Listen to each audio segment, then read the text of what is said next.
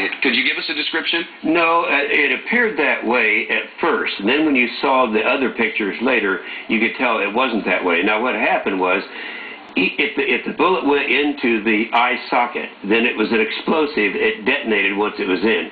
So that caused the brain to come back out of the eye socket, and that's what made it look so gruesome. Senator, were they close-ups? Were they full-body shots? Oh, absolutely. Was there anyone in them aside from Uzama bin Laden? No, just close-ups of him, and then two of them were close-ups of the ear to show where it went through. No doubt in your mind, beyond to the exclusion of all doubt, this was Uzama bin Laden.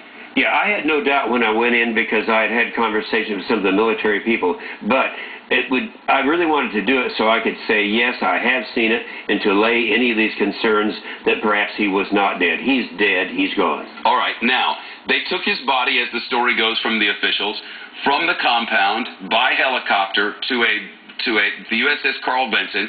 From there, they, as they put it, slid his corpse into the water after giving him proper religious treatment.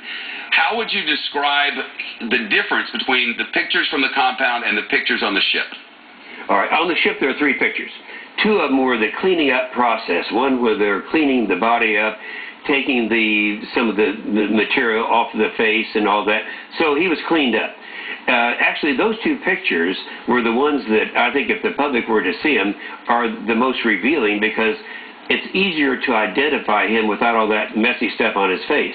Then the last picture was, and you could tell it was the same person, they took him on a black kind of a little couch thing and put it up for the burial at sea, and he was kind of tilted getting ready to be buried at sea.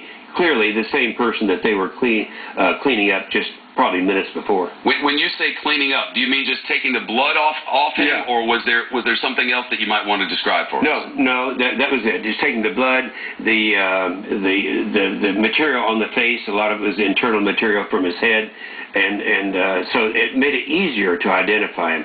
I don't believe that any of the skull was missing. However, it's crushed in pretty bad on the eye, on the socket that caught the round.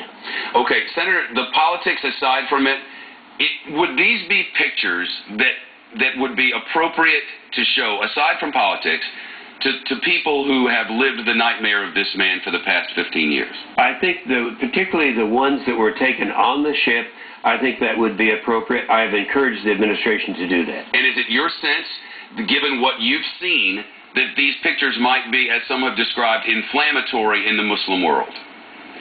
Well, look, to those individuals that might be offended, they're trying to kill us anyway. You can't say, well, we don't want to make the terrorists mad. I just don't buy that argument. Are you glad you looked at them, and if so, why?